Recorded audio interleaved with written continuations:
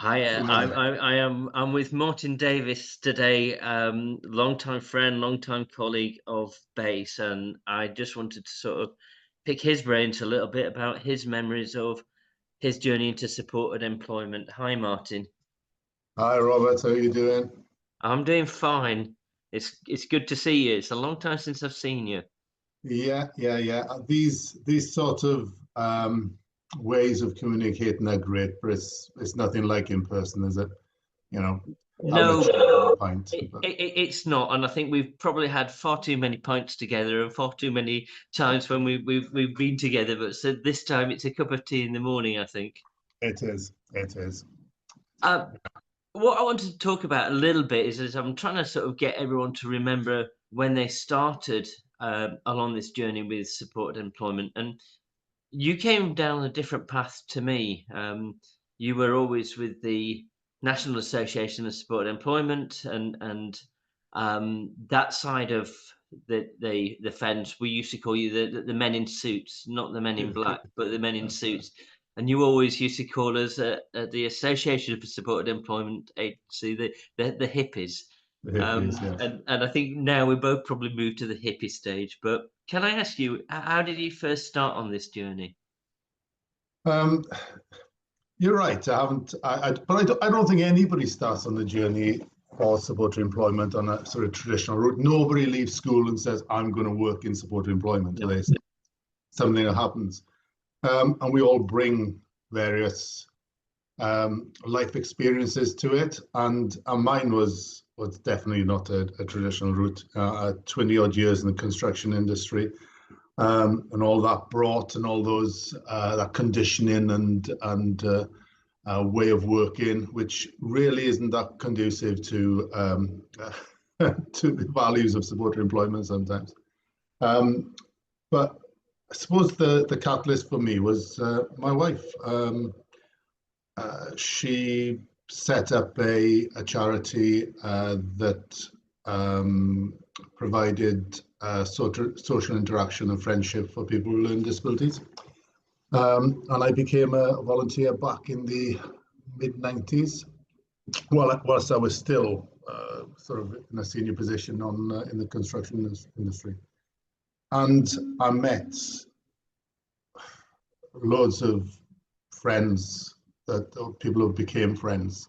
And that was my first introduction to actually, I suppose, interacting with people with learning disabilities, and as I say, becoming really good friends with them and understanding some of the challenges that they face.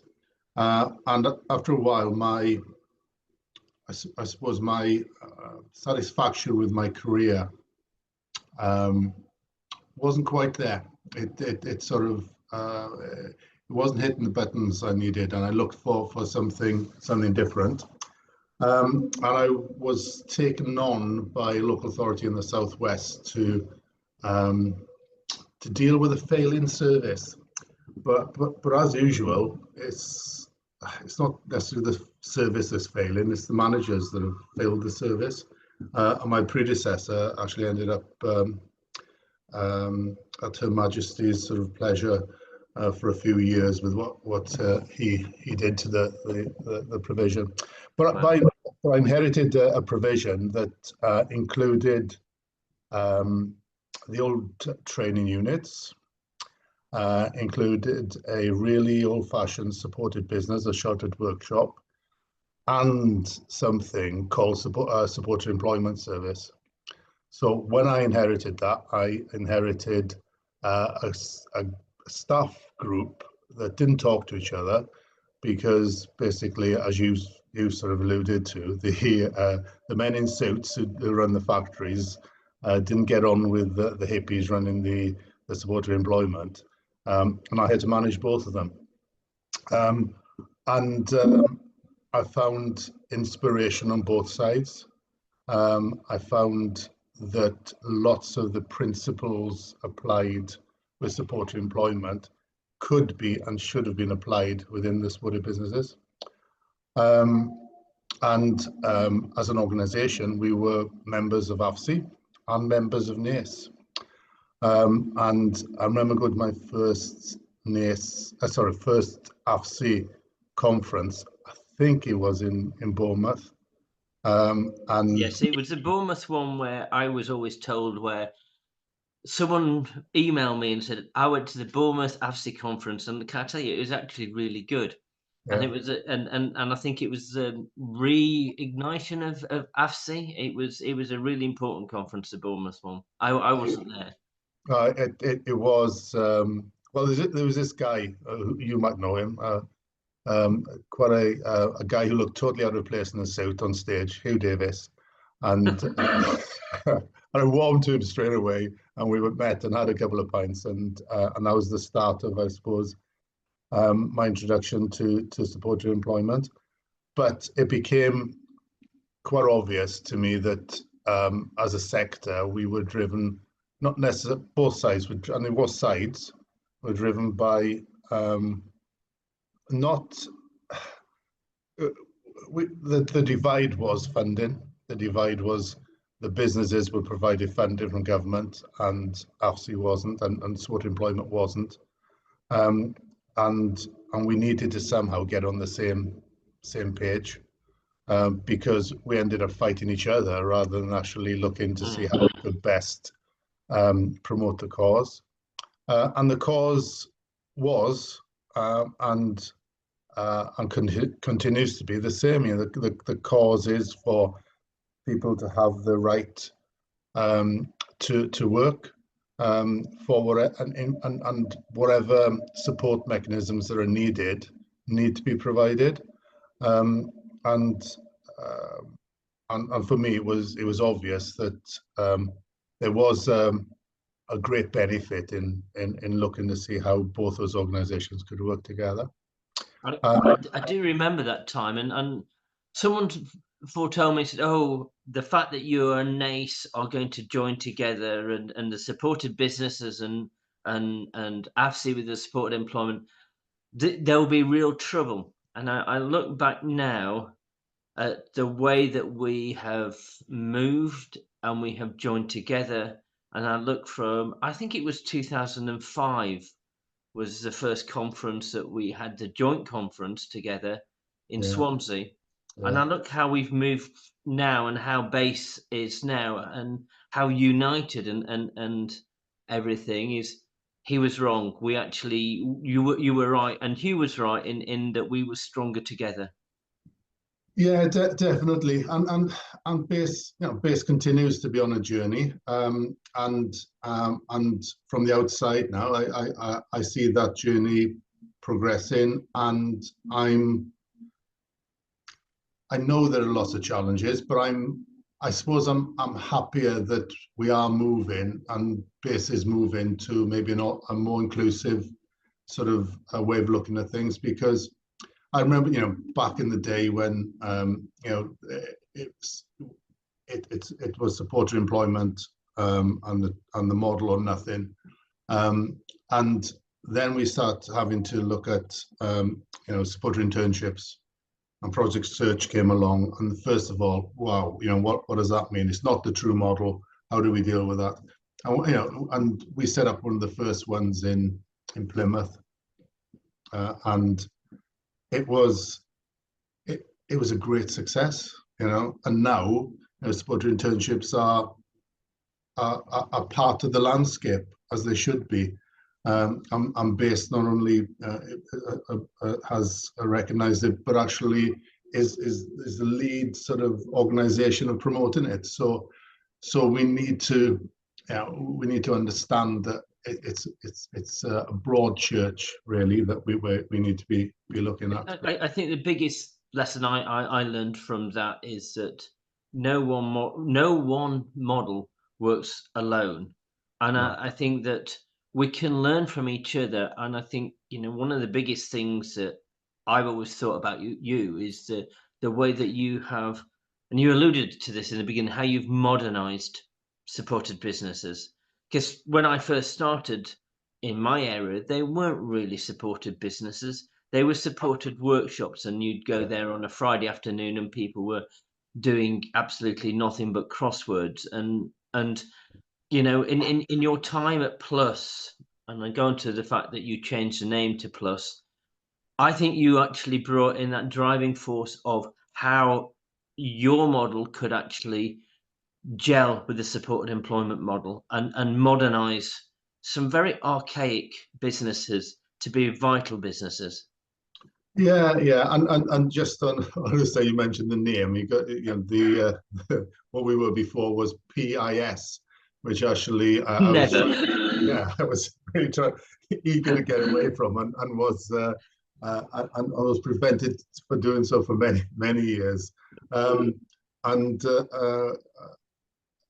and you're right. It's the principles of supported employment, the fact that a supported business is an employer, and they should be expected to provide the support, and no, they should be expected to provide be exemplar employers in providing support and working environments that actually meet the needs of those individuals, but on within a process that actually provides a framework. So vocational profiling, action planning.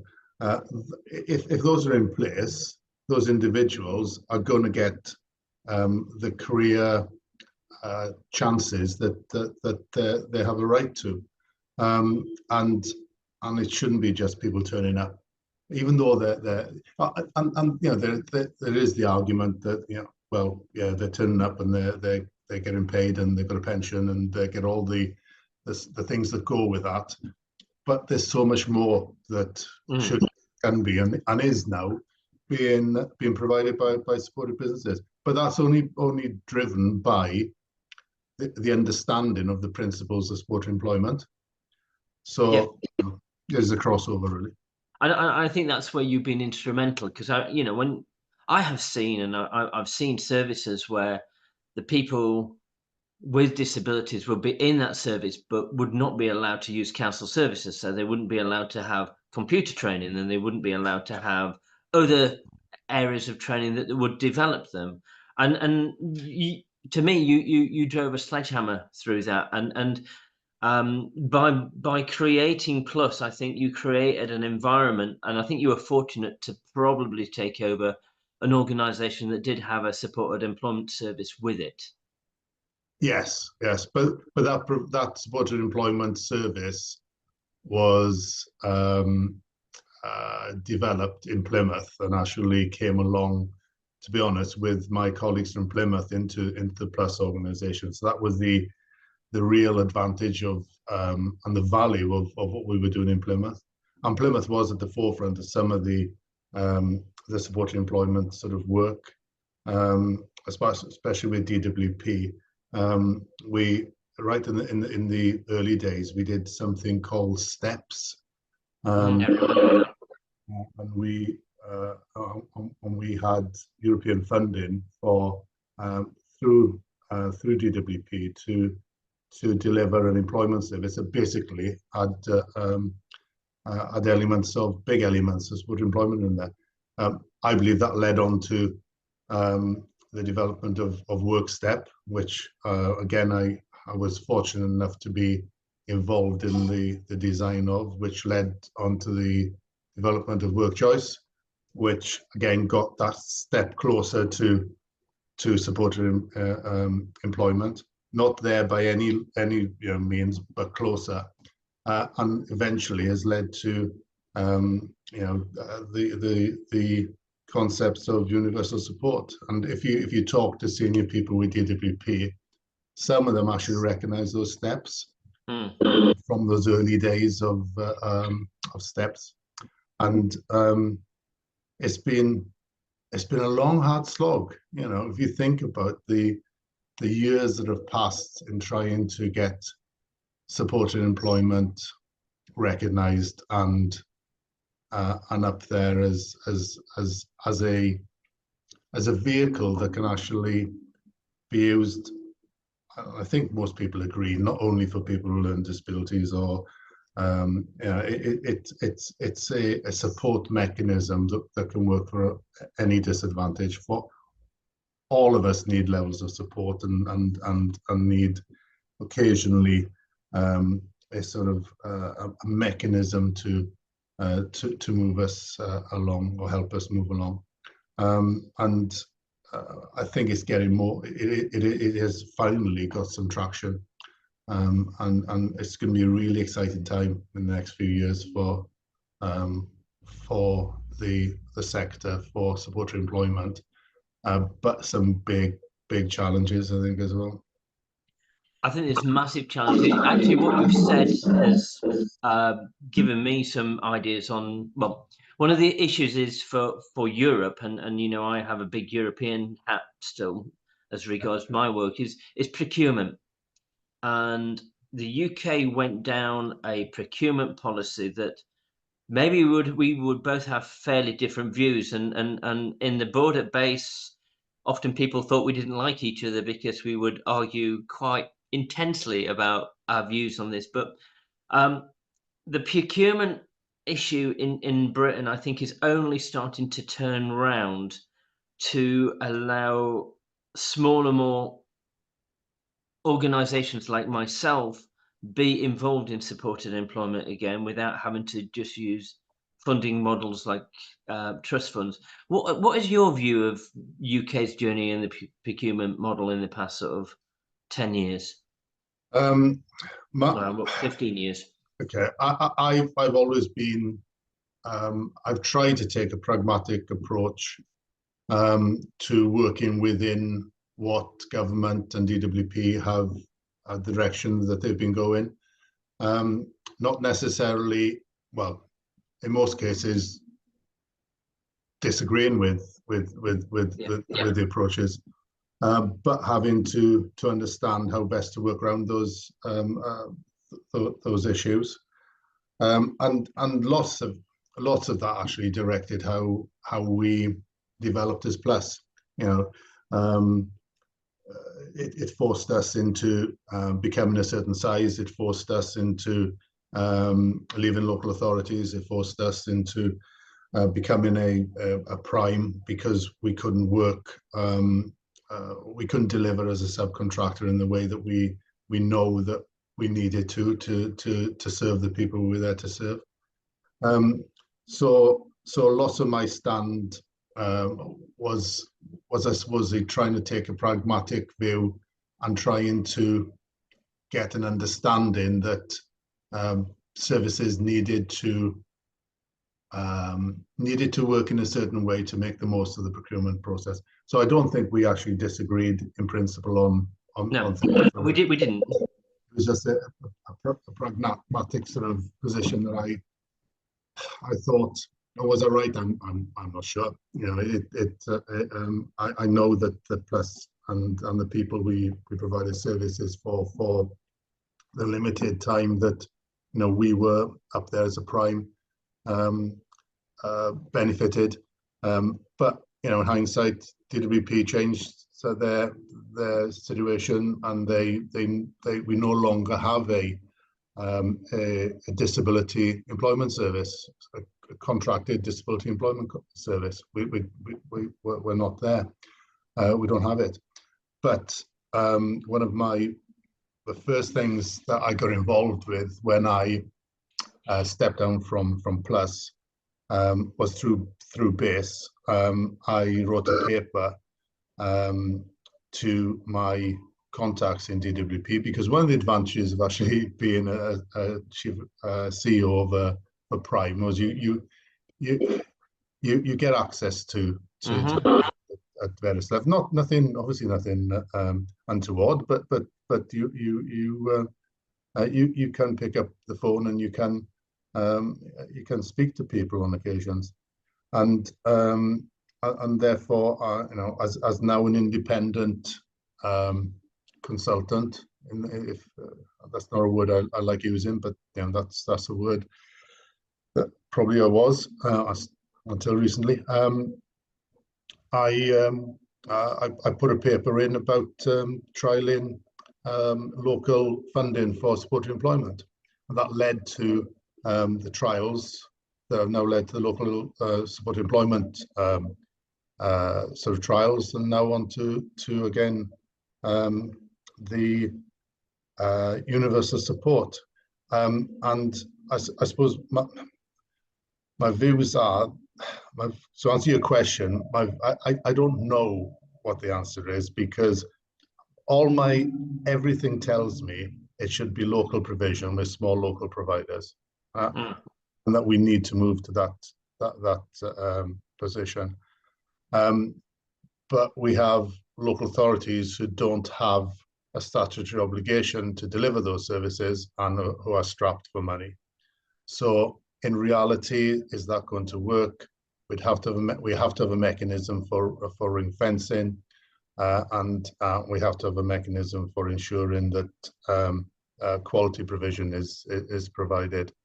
And I think one of the challenges going forward is that we've now got commitment that that they're going to be, is 100,000 people put through supported universal support. I believe so. Yeah, and so the question I put out to the sector: are we ready? Do we have the? I would, in answer to that, I would say no, and a large reason for that would be because the procurement policy swung so widely from one side to the other, so that before the UK procurement policy came in, there was lots of smaller independent charities working with that provision, often doing a reasonable and good job on a local basis, but then were unable to work with the prime contracting model because, in simple terms, they couldn't get enough money to actually deliver quality services. And then many of them who weren't innovative enough to find other funding went to the wall. We were very close to going to the wall in 2016. It was a challenge for many small organisations. I think now the environment is better for smaller organisation, but the funding still isn't there on a local side. I think given 4 or 5 years, hopefully it will move that way. I think where the advantages come is that BASE has also, with EU users help in SEQF, have moved to actually looking at showing what good quality is, so that commissioners can see what a good quality service is going forward. And so I do have great hopes for the sector going forward, if it's genuinely going to put money into the local provisions and allow smaller organisations to offer quality support. Well, I think that that's the question. The question that hasn't been answered yet is how and what process is going to be applied to actually deliver. And I think there is an understanding of the issues that you've just stated by DWP, but I'm not sure that there's an understanding of the solution. And we're all going to have to be, or the people involved are going to have to be very imaginative to actually look at ways that are going to deliver effectively. Because I trust I was going to say tried and trusted. They're not tried or trusted. The failed processes of the past are not going to suffice. No, but I think we can learn from the ones in the past. I think that's the important thing. We shouldn't sort of say all was bad. There were some good initiatives within that. Yeah. Lots of the holding providers to account for quality, holding providers account for outcomes is important, and I don't think the sector should shy away from the need for delivering outcomes.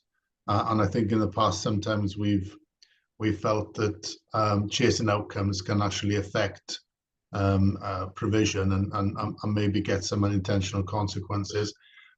But I think if done properly and if done with the right process and the right collection of evidence to prove that outcomes have been achieved. And the important thing is, what is an outcome? By the way, it's not just putting somebody in any old job for 13 weeks. It's not an outcome.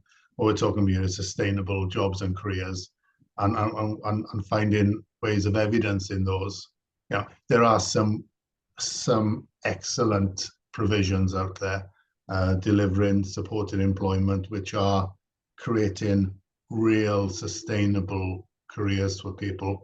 And we need, we need to find a way of replicating a process that replicates the best. So there's a lot to do, a long journey for over the next few years for the sector to go on. But lots of me wishes, I was 10 years younger to actually be going on that journey. Yes. I mean, likewise. I mean, you look and I always said, well, the wheel will come around eventually, and people will realize the worth of smaller organizations as well as the bigger organizations. And I think we're starting to get there now. And I think it's then how that is sort of managed and worked out. But I think putting quality in the middle of it, which is the person that you spoke of earlier, Hugh Davies' great wish, and putting the quality in the middle of it will actually really help that and actually provide better services for people. Definitely, but the trick will be how to measure that quality. And I know we have the framework, and I know that's a huge bonus, and it's something that should be promoted. But we also have to understand that as we are delivering individualized support to people, sometimes quality looks a little bit different for each individual, and it's capturing that. For me, it's capturing the ability to provide that individualized support that's important, and the mechanism needs to do that, and maybe definitely not be. And I'm not saying it is, but not fall into the thing of being a tick box type thing, or we use this process or we use that process. Yes, but actually, let's have a look to see what that actually means on the ground and what it means to the individuals. It is all about getting quality jobs for people, and whether that's in a supported business or as a supported employment agency, not just any old job, but the right job for that person. That's at the end is what we're all about. Yeah, and even further, it's that thing about careers. It's that thing about, because that's the other sometimes the lost element is supported employment is often funded to get people into work, but then and then put in place the natural supports, and put in place the support mechanisms that means that person retains and sustains. That's fine, but the longer term work of actually supporting somebody in the career to actually supporting somebody long term, and it is important. And I don't think we're quite there yet on that. And that's some. I think that's a definite thing that needs to be looked at. Is if you look at the 5-step model of support and employment, for me, it should have always been a 6-step model, and that 6th step was always about career development. And I think that is a challenge for BASE, and it's a challenge for EUSC going forward, of actually looking at making and adapting the model to becoming more useful and actually better for people with disabilities and career development right in the heart of it.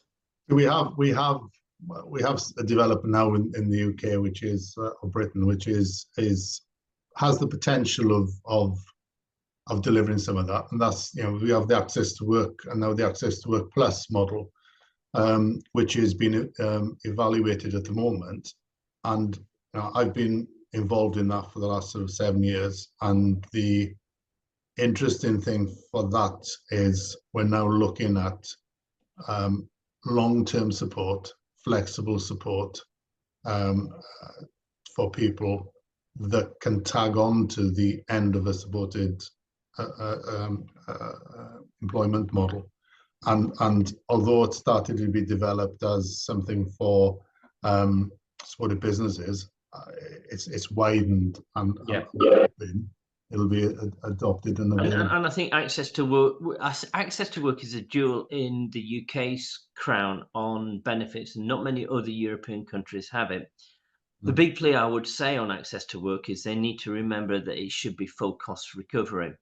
Um, and I will say this for everyone, and that is, I mean, it was in the report that it's not full cost recovery, and that then makes it difficult for smaller organisations without the cash flow to work with that and work out how they're going to put in the money that access to work doesn't.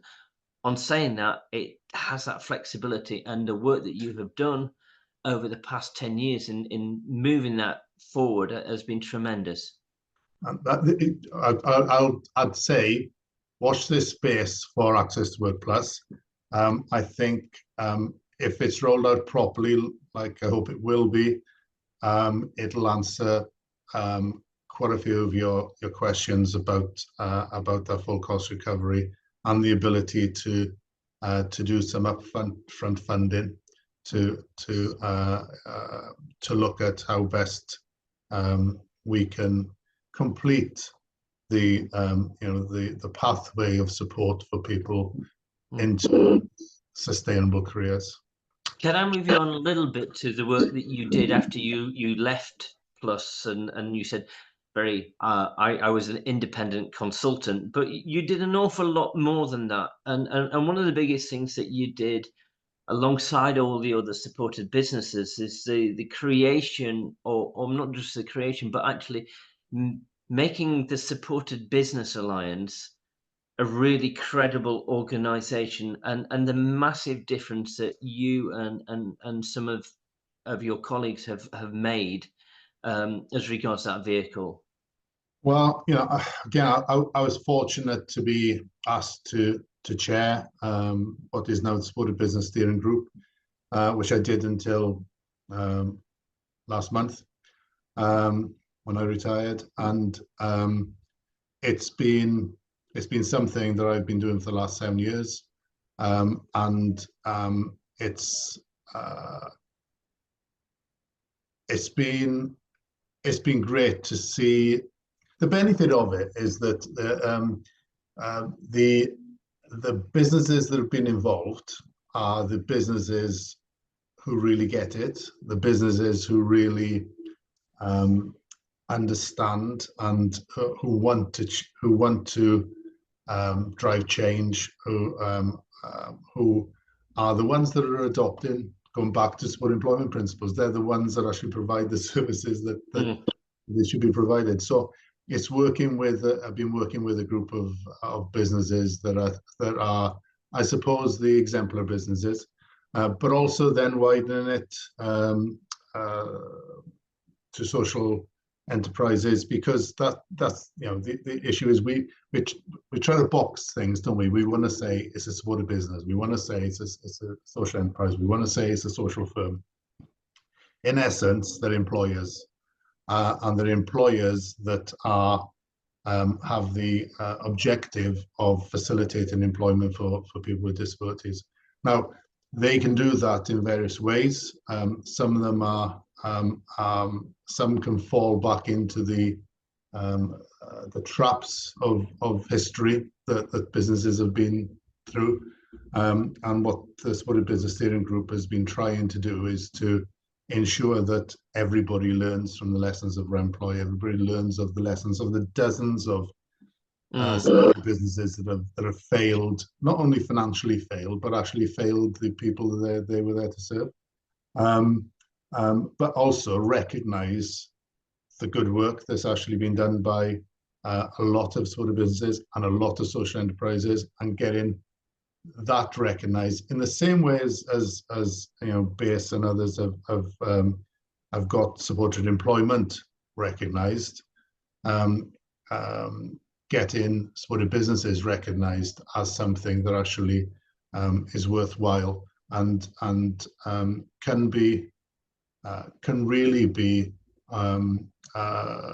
either a long-term employment option or a stepping stone for people. And it's been great working with that group of people. As you know, Robert, we're a people business, aren't we? That's what it's about. It's about people. It's about the passion, the commitment, the spirit of people when they come together, what can be achieved. And I've just been so fortunate to, in the past, to have worked with people like yourself, people with in AFC and people in NACE, and then people in base. I've always tried to surround myself with people like yourself, and I'm not, didn't want to sound patronizing, but I'm one person. You know, we all have our own particular abilities, but we have huge gaps, don't we? Yeah. And the whole thing is, and the whole thing that drags us together is that joint sense of purpose and passion. And if you can get the right group of people together, anything's possible. Yeah, and it goes back to that 2005 when we were in Swansea, and Yeah. you know, I'm sure that was great for you, base starting off in Swansea, but it was 2005. I don't think we knew that that was a tremendous journey that we were starting to make, and yes, we've had lots of arguments and lots of, but it's all come from passion, I think, and Yeah, all of it 100%. came from passion about getting this right, and it's not always been easy. I mean, again, I will come back to there was a time when base were at a stage where we could have gone under, and I think without yours and Plus's help at the time, we probably wouldn't have made that year. And that was when again we were in Wales and Cardiff, and how we've turned that corner has been tremendous, and we've managed to turn that corner because of yourself as well as others, I think. Well, yeah. You know, it's very nice of you to say that, right? And you know, I recall those instances, and um, I recall the euphorium, the spirit that was there with us in Swansea was phenomenal. And in Cardiff, and I do remember when the land from the Swansea one, where the mayor of Swansea stood on stage, and before she started, she looked down and said, you know, on air, she said, "And I know somebody's mother's going to be very proud today, Martin." And it wasn't mine. And yeah, but we were in a really fortunate position, and we took a certain route, and it paid off for the years it paid off.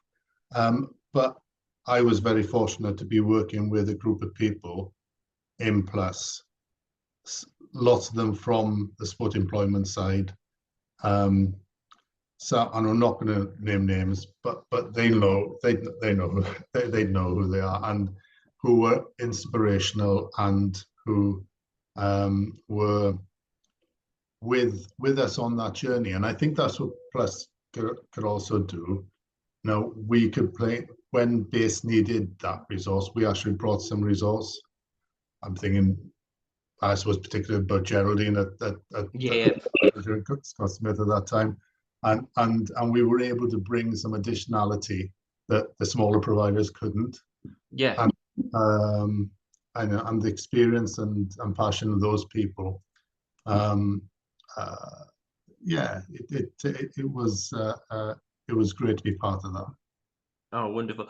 My final thing, the wrapping up is I'm asking everyone what they feel the future of supported employment is, and what challenges are ahead in gaining more valued employment for people with disability. I think you've answered some of that, but I think it would be really good to finish on your views on that.